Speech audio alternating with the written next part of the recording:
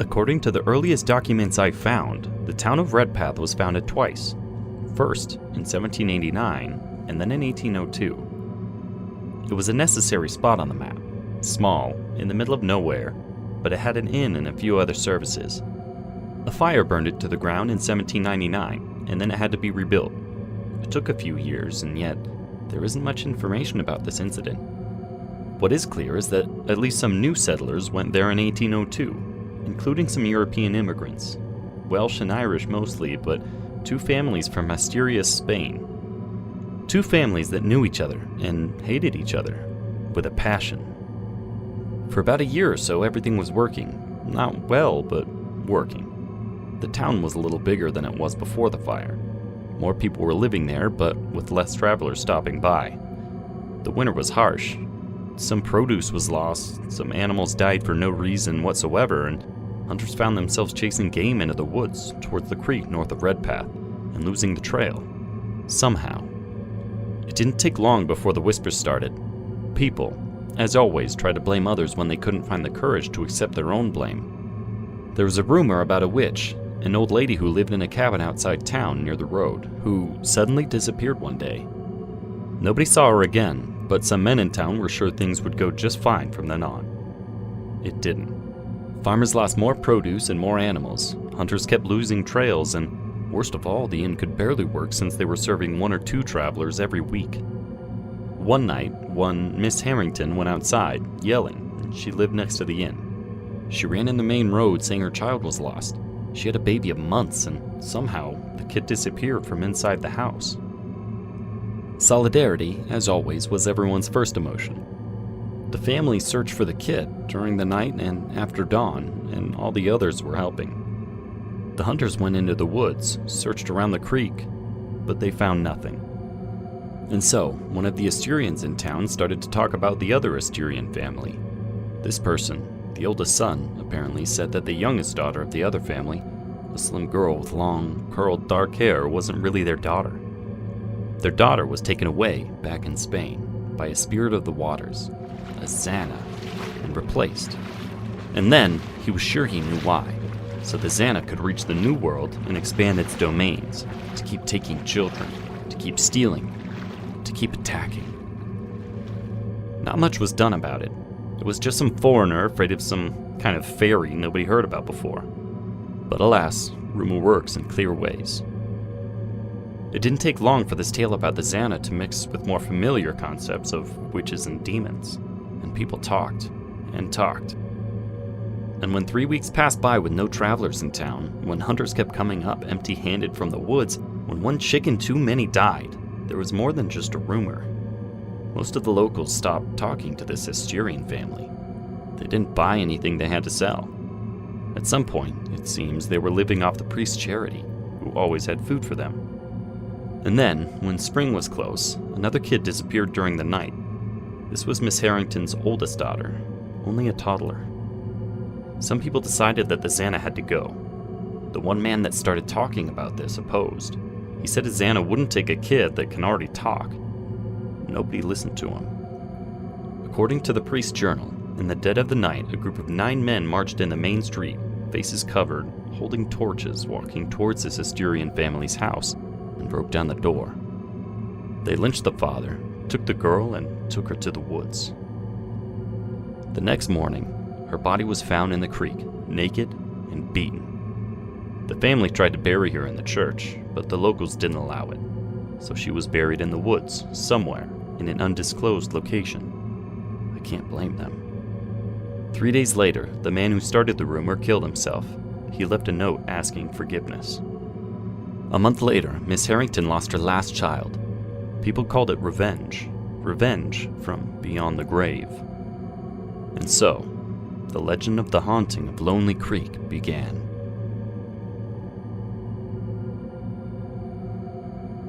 In the case of the Dumont kids, I found that Redpath survived to see the Big Depression and be slain by it.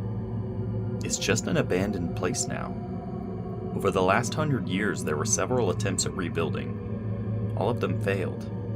Some people from the region, from neighboring towns, attributes it to the haunting of Lonely Creek. It seems the simple truth is that the town isn't worth enough to get the funds needed. Pure and simple. In one of those attempts, in the 50s, a man named August Johnson managed to legally acquire some of the property, including the old inn. Some squatters were living in the zone. He threw them all out, by force it seems. He decided to make the inn a relic, or something, and build new houses around, so he demolished everything on that block, including Miss Henderson's house. That's when things went south. He found a cesspool, a very old cesspool, which was odd since no other house in Redpath had one. More important, inside of it, the workers found human remains from 3 different bodies, all of them children, a baby and 2 toddlers. The workers freaked out and left, but they later came back with the promise of a bigger paycheck. Johnson reported what he found to the authorities. He even aided in the investigation and managed to track down a descendant from the priest that worked in Redpath from its second founding until 1850. He recovered some of the documents that I have here, including the journal. It seems Miss Henderson left Redpath after her last child died, and a few weeks later, she married another man, a businessman who used to spend some time in Redpath while traveling. According to what the priest discovered, with the help of a colleague, this man was a widower who never wanted children. If the priest didn't put 2 and 2 together, Johnson surely did. But if there was more to the story, he didn't follow. He couldn't. He had a 5-year-old daughter and all his family living with him while he handled his project about rebuilding the town. The girl went missing one night, from inside the trailer they were living in. The work stopped, and the workers went looking for her. Johnson got the cops involved, but for all intents and purposes, the resources were fairly limited, almost non-existent. In this day and age, we know the police look for a living kid for 48 hours, and after that, they look for a body. This wasn't the case. It took 4 days, but the girl went back on her own. She was bruised and dehydrated. She couldn't explain how or why she left the trailer. She did remember where she had been. A dark place. And she did remember how she got out. A young girl took her hand and somehow guided her into the woods. A young, slim girl with long, curled dark hair. A few days later, Johnson and his family left Redpath and never went back. According to what I found online in the Hemeretica, Johnson's daughter wasn't the first person that went missing in or around Redpath since 1803, but she was the first to come back.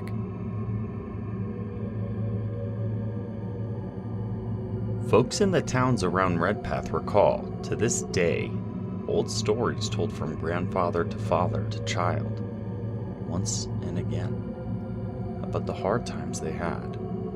A great economic disaster every 50 years or so, and some people used to believe it all started in that town, with that little girl, and some others still do. 1806 brought with it a cruel, cruel winter. Some people starved. Some people killed themselves. Many just went away, looking for a better life. The string of disappearances that ended with the Dumont kids last year may have started around 1820. The first documented case is someone by the name of Sarah Majolson, a 7-year-old girl, daughter of a farmer. She was picking flowers one afternoon, and the next moment, she wasn't there anymore. There's another one, soon after that. Another girl, 8 years old.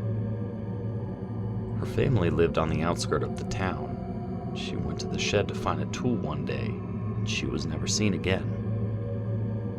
After that, people that wandered too closely to Lonely Creek disappeared. The most likely explanation has always been the simple fact that crossing the woods, inexperienced people can get lost easily and succumb to the elements. Remains had been found over the years, so nobody found it too strange. That, of course, didn't stop the legend of Lonely Creek from growing. The story now calls that little girl Xana, with a capital X, as if it was her name. Funny thing, Not even the priest that documented her fate wrote down her actual name. The story is about this little girl's ghost, cursing the place of her death, and little more. There are variants, of course. Sometimes she was training as a witch. Sometimes she cursed the descendants of the men who killed her. Sometimes she makes you die of a heart attack, and sometimes she beats you. But the core is always the same. Don't wander into the woods near Lonely Creek, or you will die. A cautionary tale is tens of thousands you can find in this country and any other. Of course, there is more. There's a pattern in the disappearances that happen around Redpath. Sarah Majolson, Tanya Goodman, Patrice Woodrow, Jennifer Nachos, Stephanie Winter, Laura Rodriguez, Lindsay Carlisle, Darlene Smith. All of them were between 7 to 9 years old. All of them were pale, slim, and had long, dark curled hair. In the years they vanished, 1820, 1839, 1858, 1881, 1899, and 1921. And one more thing. Sarah Majolson's clothes were found about a week after she vanished, in Lonely Creek. There were stains of blood in the fabric, but not a single trace of her. I found the testimony of one Matthew Wayne. He was interviewed by a journalist of The Zone back in 2000. The interview was never published, and I can see why. The reporter was kind enough to get in touch with me after I reached out to him about his research. Back in 1998, Matthew Wayne was only 17 years old. He ran away from home for reasons he didn't explain. His plan was to make his way to New York City. It's the oldest tale in the book. He was going to be a superstar. He didn't even reach the city. Just like many before him, he went back home soon enough. But unlike many others, he was happy to do so. With barely enough money to survive a couple of months, Wayne thought it would be a good idea to hitchhike from his hometown to New York City. The fastest way to do so involved traveling the roads that leads to neighboring towns until he could find the highway. He was hoping that with some luck, a truck driver could take pity on him, and he was right. He took some supplies and skipped town at noon, with a backpack, a sleeping bag, a bottle of water, some food, a pocket knife, and a suitcase with his clothes. The journey was slower than he thought it would be. At the end of the first day, he had made little progress. How or why is something he didn't talk about in the interview, but he was supposed to reach the highway the second day. Instead, on that day, the afternoon found him too far away, so he had to change his course a little bit to make camp in a safe place. And the closest safe place were the ruins of Redpath. He knew a thing or two about it, enough to be sure there were some old buildings where he could spend the night. Once he arrived, the first thing that drew his attention was the fact that someone else was in the area. There were a few vehicles, a plastic table, some chairs, some equipment. He didn't think much of it and just tried to find a corner for himself. But then he heard the voices. He didn't like what they were saying. Curiosity, human nature, a desire to be a hero. Who knows what drove Matthew Wayne to follow the sound, silently as the leaves falling from the trees in autumn. Life had taught him to be sneaky in order to survive, or so he said. Miraculously, nobody discovered him. He was following a group of about 10 people, maybe 50 steps or more behind them. As they moved into the forest, the things they said were becoming more clear. Someone was going to die. A woman. She was there. She was part of that group. And it didn't seem as if they were forcing her. Matthew followed the group until Lonely Creek. Hidden behind the trees, he saw them walk towards another group of people. It seemed like they had been waiting for them, about 30 men, women, and children. They discussed something he couldn't hear, and they formed a circle with a pale woman with long dark hair directly in the center. They recited something.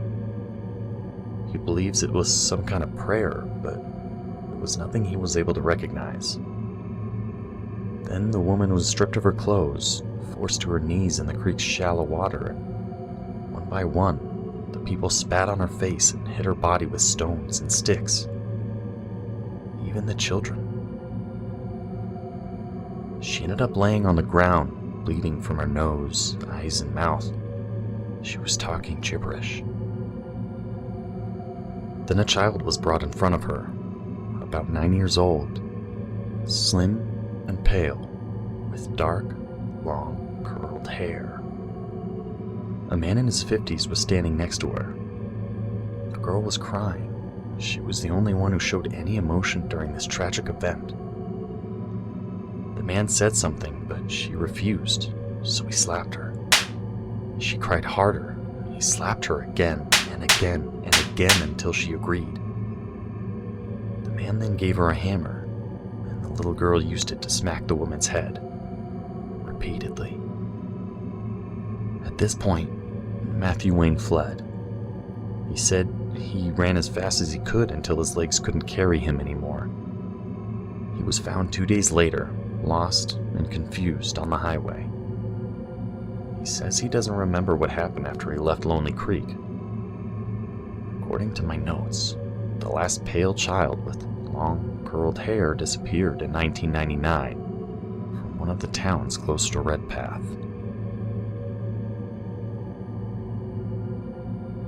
Last year, Margaret and Clifford Dumont disappeared from a small resort town 20 miles away from the ruins of Redpath. At this point, the case and the search are still fresh in the country's memory. The boy was 10 years old, and the girl only 9. They were just a regular, middle-class family on a weekend getaway. They stayed in a nice, small hotel. The parents went out for drinks one night, but when they came back, the children were nowhere to be found. The father seemed to be well connected. He knew important people. If he asked for a favor, he could get it. A few hours later, the police from the area were pulled off every case they were working on to find these children. Their disappearance made national headlines. The first trace was found by a firefighter in the woods. Some people, with some degree of power in the closest towns, recommended not going to the ruins of Redpath. Allegedly, it would be a waste of time since there isn't much there, and if they were kidnapped, there's no way they would be there. The firefighter called it bullshit and went anyway, of his own free will while off duty. He wasn't the only one. Several cops, firefighters, and volunteers had the same feeling and went with him. Theodore Garrick was the firefighter who found the piece of red fabric and thought it could be part of the dress Margaret was wearing. It seemed he was wrong, I guess, but that worked fine anyway. He went deeper into the woods until he reached Lonely Creek and discovered it wasn't so lonely. There were trails in the woods. Someone had been there recently. And so, he did the thing the legend says nobody should do. He went further in. Garrick walked around an hour until he found a dilapidated house. It was 2 stories, made of wood and rock. The windows and doors were long gone. He decided to explore. He called out, but heard no reply. The second floor was empty, full of dust and cobwebs. On the first floor, however, there was some furniture. New and clean. A couple of chairs, a table, plastic, the cheap stuff. It was when he went into the basement that the blood in his veins froze solid. There was a small altar in the middle of the dirt, surrounded by candlesticks. Inside, there were several human skulls, arranged in a circle around one single, unlit candle.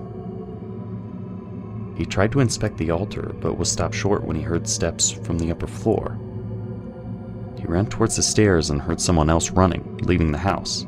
He managed to get a glimpse of this person, an adult wearing a hoodie. Garrick tried to follow them into the woods, but lost track after a minute or two. He decided to go back to the house and call his partners from the department, which he did, but not before finding Clifford Dumont inside. He was handcuffed, bandaged, and silent. He didn't say a word, not then to Garrick, not later to the doctors. It took him almost 4 months to start talking again. Of course, this was too late.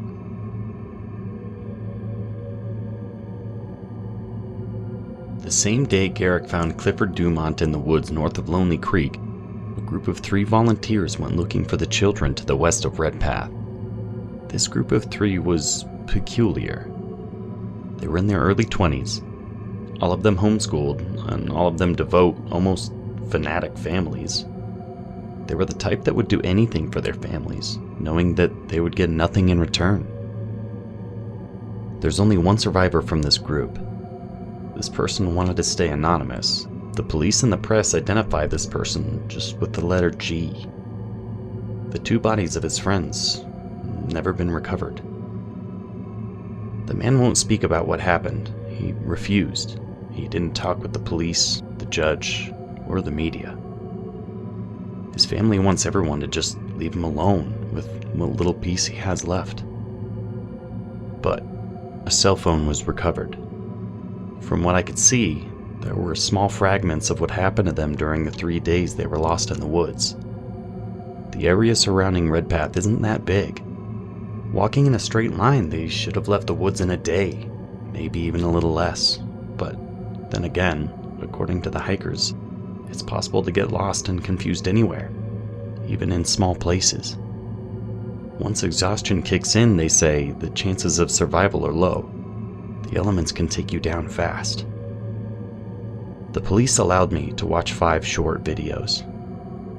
First, the 3 of them are discussing ways to make it to the road. They disagree and yell at each other. It seems they've been lost for a day at this point. The purpose of recording is to take visual references to avoid walking in circles again. Suddenly, very close, between the trees to the east, something is moving. They just run, screaming. The second, they find a pond. They drink water while discussing that it isn't clean. One of them finds a mark in a tree, 3 squares, one inside of another with a dot at the center. They seem to panic.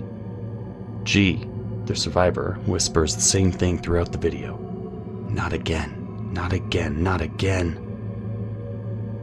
The video runs a few minutes as they leave the area. Third, they find a group of markings in the trees around an abandoned camp. Whoever was camping left everything behind. It seems as if the tent and supplies had been there for a while. And they just yell at each other and blame each other. One of the boys punches the other in the face. Then the girl calms them down and says she hears something. There's a sound nearby. She asks for whoever it is to just leave them alone. The sound multiplies quickly. It seems as if something is walking while dragging something. At first, it sounds like one individual, but if you listen a little longer, it sounds like there are a lot. The kids run again. The 4th video starts with the 2 boys explaining that during the night, the girl went missing, and they don't know how. She just left the makeshift camp they made with a few things they had in their backpacks, blankets and other things. She didn't say a word. They thought she went to pee. There were no screams, no cries for help. She just didn't come back. The last file was a small recording with no video. It seems the camera was blocked by something. The audio is just the voice of the other missing kid speaking. He repeats the same thing. The Zana is coming. The Zana is coming. The Zana is coming. Until something stops him mid-sentence. If you listen very closely, it sounds like you can hear him fighting to breathe. The survivor, G, was found sleeping at the side of the highway, several miles away from Red Path. He had the clothes on his back, a cell phone in his pocket, and the skin covered in bruises and cuts. The case remains open. G isn't a person of interest. After the Dumont boy finally spoke, it took about 3 minutes for the investigators to have a suspect. A man with a popped eye and a tattoo on his left forearm. A snake. The description fit a well-known man in Sat High, a town close to Red Path. His name is Jack Miller. He was from one of the oldest families in the region. I've tracked his story, and some of his family were originally from Redpath. He was a local leader, and his relatives have always been local leaders. Not rich, but influential, working for the government, managing resources. He even played poker every Friday with the mayor, for God's sake. When the cops interviewed him, he didn't have an alibi. He didn't have anything resembling a defense. He refused to talk and asked for a phone. He got one. 10 minutes later, the mayor asked for a favor and he was released. 15 minutes later, he was arrested again, by the feds this time. There was no phone call that could get him free, no matter how hard he tried. Throughout his interrogations, it was uncovered that he had weekly meetings with a group of people in a farm. Not everyone in this group had been identified yet, and what transpired in that farm is still a mystery. What the police managed to find out is that they also had monthly meetings in Lonely Creek. An individual identified with the letter B, a young boy, shed some light on the issue. B is a young member of a rich family from the area. Their parents told him the story of Zana, the story of her innocence, the story of the spirit that brings calamities to towns as a revenge for her pain, the story of how it should be calmed down with an offering, and the story of how there should always be an avatar, a proxy, for the Zana, and how the Zana should always die at the end of her journey. Eventually, B said, as this didn't happen, a group of influential locals a long time ago decided to force it. After many bad harvests, after 1,000 dead cows and chickens, they appeased the Zana. And this family has been doing this generation after generation with the sole purpose of saving their towns. And they paid the price. There is always a price. And the time for B to enter the family tradition had come. B was in only one meeting in Lonely Creek. He didn't want to talk about it. They didn't have much to say anyway. There were people chanting, and a girl he had never seen before. She was pale and slim with dark curled hair at the center of the ceremony. The group asked forgiveness and prayed to her for a bountiful harvest and to keep the curse at bay. B's testimony was used to identify most of the people in this group, which included the chief of police of the 4 neighboring towns, 2 mayors, and a priest. There will be a trial next June. As for Margaret Dumont, this wasn't enough to learn her whereabouts. Graham Jackson, 48 years old, the sole inheritor of Jackson Incorporated, a small but profitable mining company and the only suspect who wanted to speak, the one who doomed them all, according to the Dumont family lawyer. Jackson was initiated in the group at age 17 by his mother. He was told from a young age the story of Zana. Everything was explained to him. There has to be a Zana at all times, an avatar. So the group created one. They took girls that looked the part and forced her into the role, one way or another. The most effective method was brainwashing. Sleep deprivation seems to be the key. This process took about a year to work. He never told what happens when or if they can't brainwash someone. Once they have their Zana, they participate in monthly ceremonies in Lonely Creek, where they ask forgiveness for the crimes committed against that Asturian girl 200 years ago. Similar to the South American Santeria, where people ask for better jobs, good health, love. But everything they asked was economical in nature.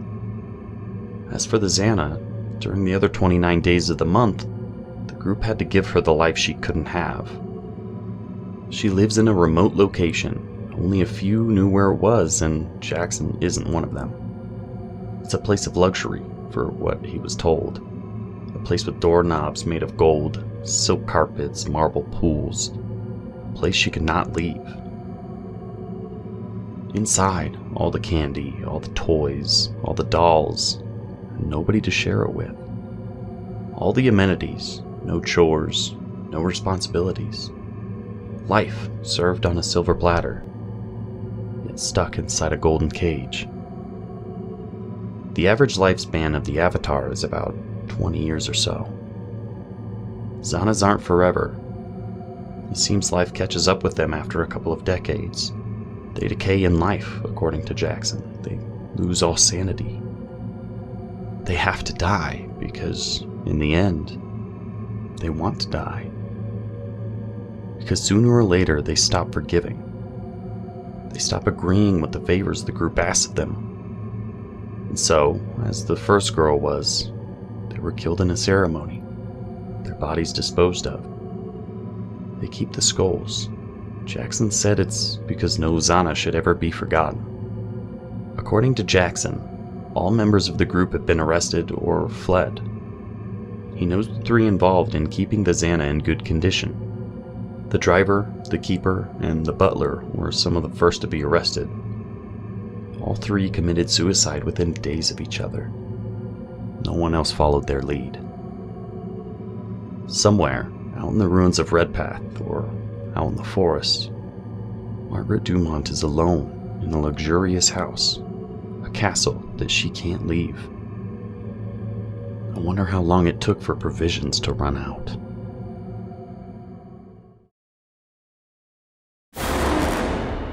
For another story, tune in next Tuesday.